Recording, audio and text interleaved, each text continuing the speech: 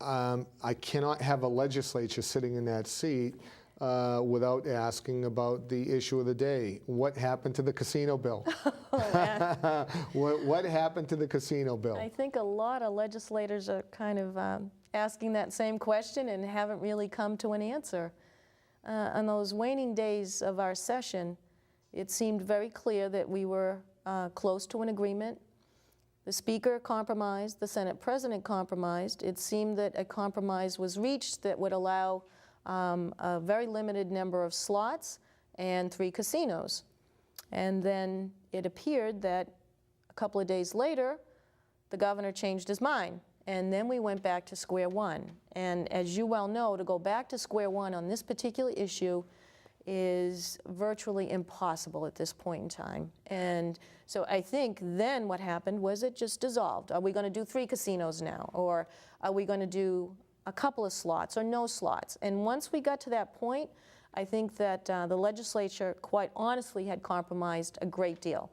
And my position is that we were the ones that stood up and compromised on several different occasions, and then we seem to have reached agreement and it fell apart.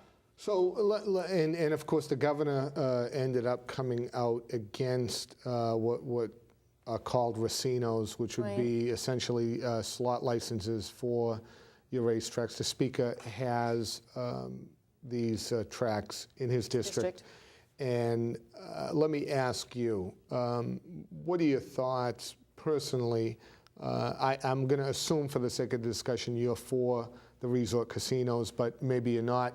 What about the sticking point, which were the racinos? Do you think that giving the tracks that were in play here, Suffolk, Wonderland, and the others, there were prospectively 3 at the start, the Speaker knocked it down to 2. Is putting 1,000 or 1,500 slots at those places, is it the right thing to do from a public policy perspective? I don't think so. My personal view on this is now that we're starting all over, I think we have to look, as Tim Cahill, I believe, suggested, at not saturating the market initially. There is still a market.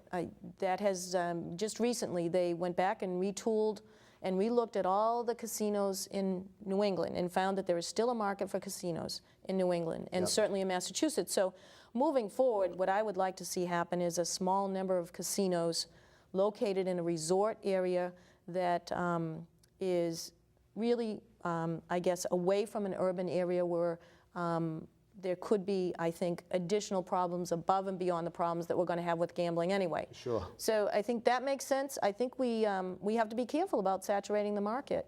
But I do think that we should move forward with it. I do think it will create jobs. And I think if we do it as a resort-style package, I think we could probably do 2 casinos in Massachusetts and make money. And make money, yeah. Okay, so let me ask you quickly, do you anticipate that in a new session you're going to see a new bill? I was talking to Representative Dempsey, who led this effort in the House for really about 4 years.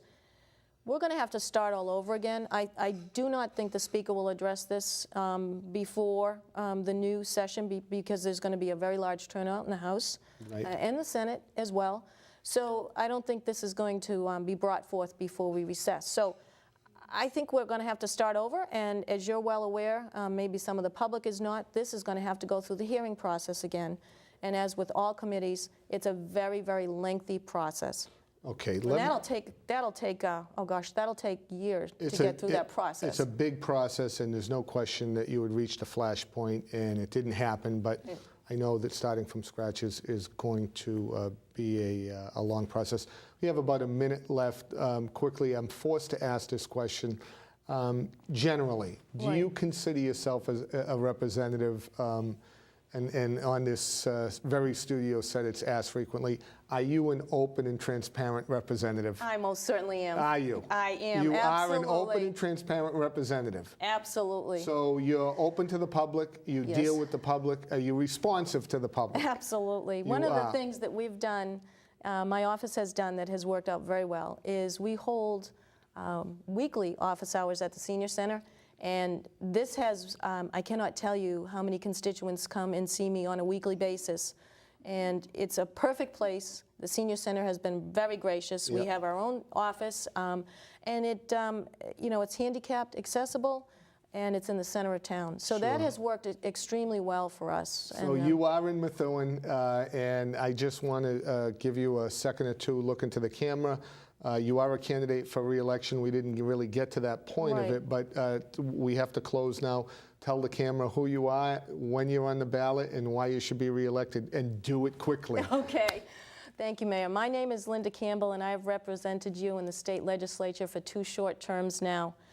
I am asking you for your vote on the 2nd of November because I have represented this community with, I think, a great deal of integrity, achieving a great deal of results for the people that live here. And on November 2nd, I ask for your vote. Thank you. Thank you, Rep, for being here. Thank you, George, for doing a wonderful job as director, and we look forward to having you back. I will be with Mike Sullivan on October 18th at the Songus-Golnick debate, and we look Excellent. forward to seeing you all there at Man's Orchard, and I'll see you at the next Mayor's Corner. Thank you for tuning in.